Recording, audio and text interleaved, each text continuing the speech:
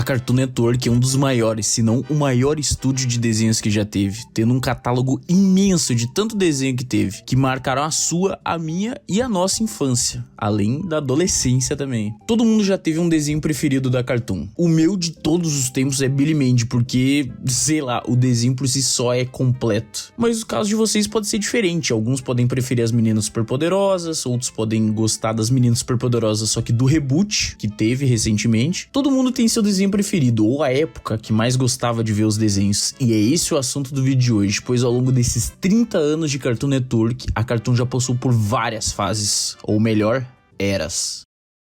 Interrupt this program to bring you Courage the Cowardly Dog Show!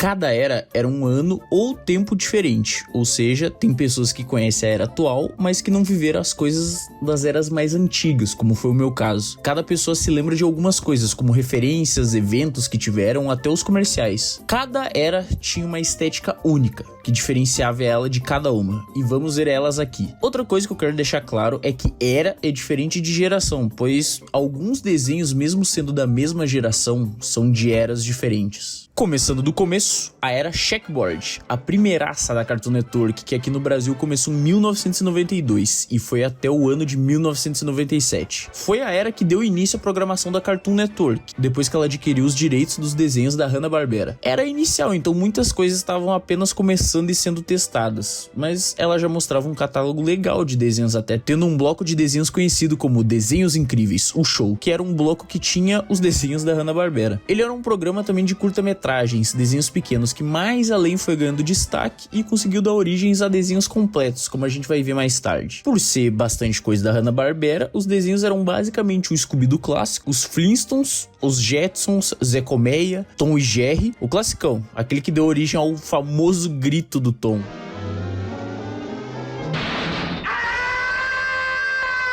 Corrida Maluca e Pernalonga. Teve também o de Costa a Costa com Space Ghost, que era um programa de entrevista muito massa. Esses são considerados a base da Cartoon Network, dando origem e oportunidade para vários animadores. Além de mais tarde, essa era virar um bloco de desenhos no canal Tooncast. Aqui também começou algo que iria crescer com o tempo, que são os comerciais animados, em que era algo mais simples, era tudo um xadrez com os personagens aparecendo e aos poucos formando a logo clássica da Cartoon Network. Mais tarde, a gente chega na nova era, a era Powerhouse, que começou em 1998 e foi até 2004. Aqui toda a identidade visual foi refeita, tentando imaginar a estética como se fosse tudo um desenho só, com os comerciais tentando colocar os personagens interagindo entre si, algo que foi aperfeiçoado bem depois. Uma coisa que chamou muito a atenção nessa era é que tiveram alguns desenhos para um público um pouco mais adulto, só que depois da meia-noite, no bloco Adult Swim, como Aquatim.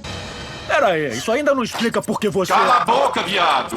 Ou Celeb 2021. Os desenhos dessa era eram um mais clássico que o outro, sendo as Meninas Superpoderosas, Johnny Bravo, o Laboratório de Dexter, Eu Sou o Máximo, até aquele Esquadrão do Tempo. Só que, tem uns ainda melhores que perduraram em outras eras, mas não são tanto dessa era, pelo menos eu não considero. Como Coragem, o Cão Covarde, Dudu e Edu e até Billy Mandy. Só que, igual eu falei, não considero tanto Billy Mandy como da era Powerhouse, porque ele foi bem na finaleira. Então, assim como outros, tipo KND, eu jogo ele pra próxima era. E essa era, eu particularmente, é a que eu mais gosto. Tanto pelo bloco de desenhos, como por ser nessa que eu comecei a ver quando eu era criança. Eu tô falando dela, a Era City. A Era City, por muita gente, acho que o pessoal lá, igual eu, dos anos 2000, foi a que mais consumiu. Tendo em vista que ela foi de 2005 até 2011, foi a que eu cresci vendo praticamente. Uma coisa que me chamava a atenção, mas muito atenção, eram os intervalos. Porque, a ideia da Cartoon foi reimaginada. É como se todos os desenhos vivessem no mesmo universo, em que eles conseguem interagir entre si, numa cidade, ou seja, a cidade Cartoon. E é aqui que a magia do mundo acontece, porque tem tantas interações que nem dava pra imaginar que poderia ter, como, tipo, os personagens curtindo o som da Hi Hi Puffy Yumi Yumi, é como se real fosse um evento da cidade, todos ali foram curtir. Ou um momento um tanto quanto esquisito, que é esse encontro do Samurai e do Johnny Bravo. Mas o que eu me lembro mais, assim, era quando o Fred fica de cara e desafia o cara do Mega XLR pra um racha de carro, sendo que, pô, é a máquina de mistério, né, contra um mecha, e não sai como planejado, hein, Fredão? Uma coisa que também passava nos comerciais eram desenhos entre os desenhos, que eram uns 5 minutos de desenho só, parecendo um curta. E o que mais fez sucesso na época era o Luta Livre de Polegares, em que era uma luta de lutadores, só que de dedão, tendo vários lutadores e personagens, mas os mais marcantes sendo os apresentadores, o Dick Thompson e o Coronel Cossaco.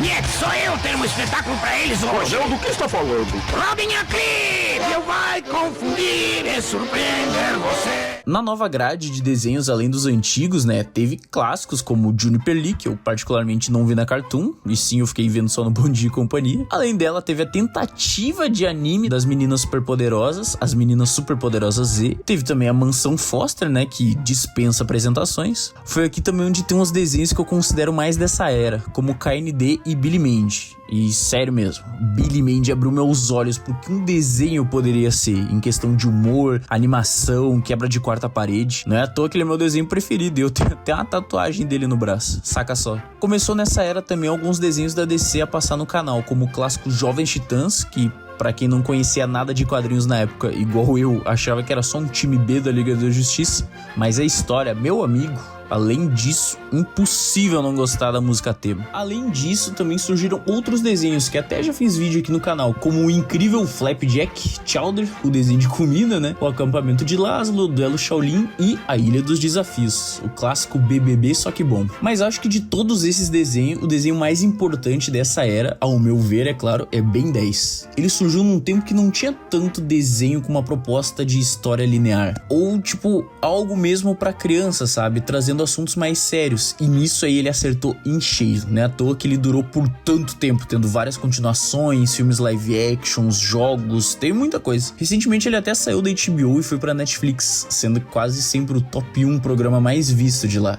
E, pô, pensando assim, é meio triste que o desenho com tanto potencial, tendo tanta coisa pra explorar, a Warner simplesmente não quer. Em 2011, ocorre mais uma mudança de era, dessa vez mudando tudo de novo. Chega então a era Toonix, que foi conhecida por esses bonecos daqui. Eles, por sua vez, sempre tinham cores e formas diferentes, às vezes únicas, às vezes até com roupas de desenho, podendo até ser feito no site de jogos deles na época. Teve vários desenhos como o Mutante Rex, que era dos mesmos criadores de Ben 10 e trazia o Rex, um cara que tinha poderes de mecha e lutava contra os Zevos, que é esses bichão aí. Além disso, dos mesmos criadores chegou o Sábados Secretos, que tecnicamente faz parte do mesmo universo de Ben 10, como o Omniverse validou depois. Teve também o finado Titã Simbiônico, que foi cancelado injustamente, mesmo ele tendo uma qualidade absurda, mas foi nessa época que pra muitos acabou a concorrência. Entregue as taças, sempre teve, tipo, muita disputa entre a Nick e a Cartoon. Sempre uma bicando a outra, fazendo um xingamento ali, um xingamento aqui, mas foi aqui que pra muitos acabou.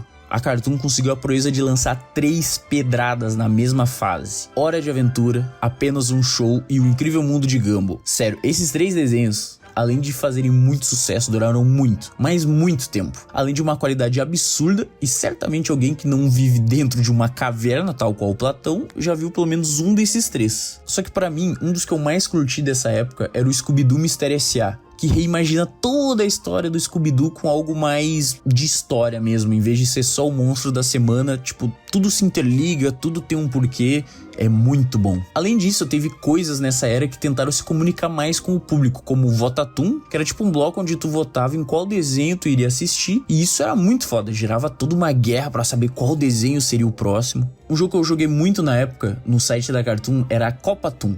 Como tava tendo época de Copa, além de terem desenhos de futebol como os azuis e outros comerciais focando em futebol, como esse que tá rolando aí de um futebol de egoístas e do nada o Salsicha entra peladão no campo. E o Bananinha como?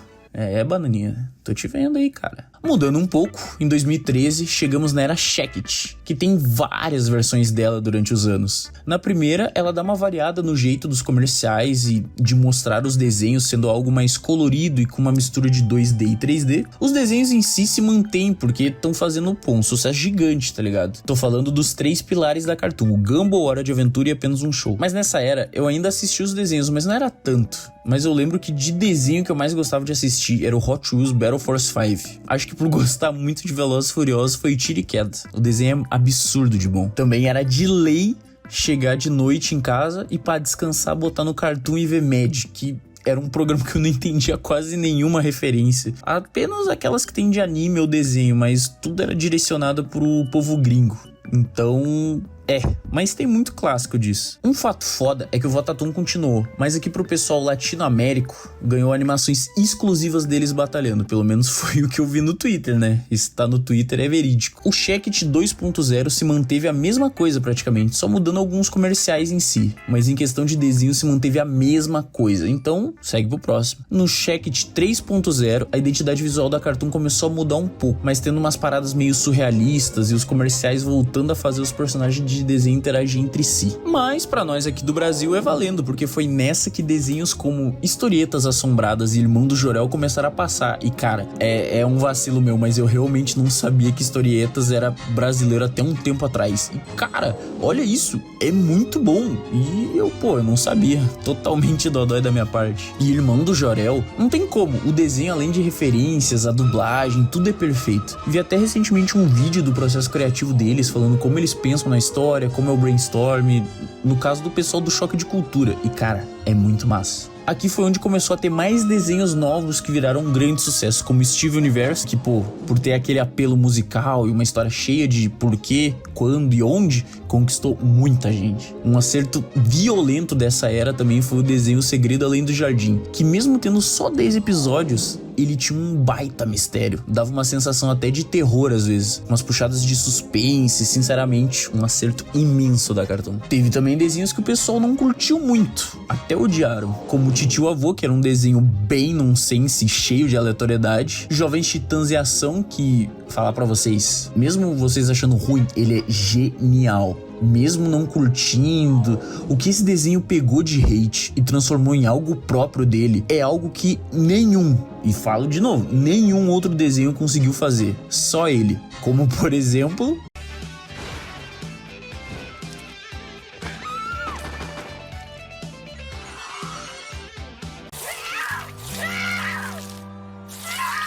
Não posso esquecer do incrível episódio Snyder Cut. Esse aí é o que o pessoal tanto queria, mas quase ninguém conseguiu ver. Mas eu recomendo, hein? Outro desenho mal visto na época foi Clarence Otimista, que muita gente não gosta. Mas esse desenho também é muito bom. Ele retrata como é a mente das crianças nos tempos de brincadeira, o que ela pensa, o que ela faz. Só que por não ter nada especial ou mágico, o desenho foi visto com maus olhos. E foi a partir daqui que eu comecei a largar mais a Cartoon, não por não estar interessado, foi mais por questão de tempo mesmo, não tinha como eu ficar direto vendo desenho. Até dava, mas aí eu ia de arrasta pra cima no colégio. A era Shaq-It 4.0 acompanhou um total de 0%. Então tudo que eu vou falar são coisas que eu pesquisei mesmo, não vi na época nem nada. Nessa era, aparentemente estava sendo bem criticada porque era só desenho meio bobo ou reboots de desenho que deram certo antigamente, como o Ben 10 Reboot, que eu assisti ele inteiro esses tempos com um mano meu, o Viniverso. E cara, assim, o desenho não é pra mim, eu sei disso, mas eu me diverti muito com algumas coisas meio bobinhas, assim. Principalmente quando o desenho começa a ficar um pouco mais sério, e até triste de certa forma, e aborda a história de origem do personagem mais trágico de Ben 10 Reboot, o Maurice. Mas, mudando de era, a gente chega na penúltima era, que até alguns dias atrás era a era atual. A era dimensional, começando em 2017, indo até 2023, mudou a estética de novo para algo mais 3D e trazendo desenhos novos. E eu não assisti nenhum até então. E também, se tiver algum desses que vocês recomendam, na lista tem OKKO, Total Dramarama, que é a versão Babies do Drama Total, e mais outro como Maçã e Cebola. Nessa era aqui, eu queria fazer um adendo e colocar uma sub-era dela. Eu sei que não é oficial, mas só queria comentar que a era HBO HBO, em que foi quando muitos desenhos foram pra HBO Max, na época da pandemia e tudo. E foi quando eu comecei a ver desenhos que, na época eu não sabia onde assistir, como o Trem Infinito. E foi aqui também que eu vi a pedrada que é Vilanesco. Eu tava bem de boa, só navegando pela HBO e do nada aparece lá o Black Hat. Vejo que é só tipo um desenho de 6 EPs e tento dar uma chance, né? Não é tanto tempo. E, cara, é absurdo de tão bom. Quem não viu, eu recomendo fortemente. Inclusive, foi o tema de um dos meus primeiros vídeos que eu fiz, que é um vídeo importantíssimo pra mim, cara. Porque graças a ele eu consegui ter a chance de entrevistar o criador de Vilanesco. Simplesmente incrível. E no dia que eu tô escrevendo esse roteiro, dia 7/11 de 2023, foi quando eu vi pelo Twitter numa página que sempre mantém tudo sempre atualizado da Cartoon. O CNBR Archive divulgou que ocorreu uma mudança de era, do nada, indo pra Era Pastel, mudando as cores e designs pra algo mais pastel. É isso que tem de info até o momento, porque até então acabou de acontecer. Mas espero que tenha vários desenhos fodas e blocos que tentem resgatar essa essência dos personagens interagindo entre si. Essas foram todas as eras e alguns dos desenhos e blocos que passaram na época. Algo que me motivou a fazer esse vídeo foi que, a Cartoon tá fazendo 30 anos. Até postou um vídeo incrível em que tem todo um diálogo de pessoas de épocas diferentes, discutindo qual a melhor era de desenhos. E pra responder, não tem melhor era. Na real até tem, mas tudo depende de quando tu começou a ver os desenhos. Cada era é diferente para as pessoas, pois cada um viu em uma época diferente da vida. E tem memórias e tempos diferentes. A minha, sem dúvida, era a City, que foi a que eu mais vi e me apeguei. E vocês, quando começaram a ver os desenhos da Cartoon? Qual a preferida de vocês? Lança aí nos comentários que eu quero saber. Enfim, espero que tenham gostado do vídeo. Vejo vocês semana que vem. Valeu!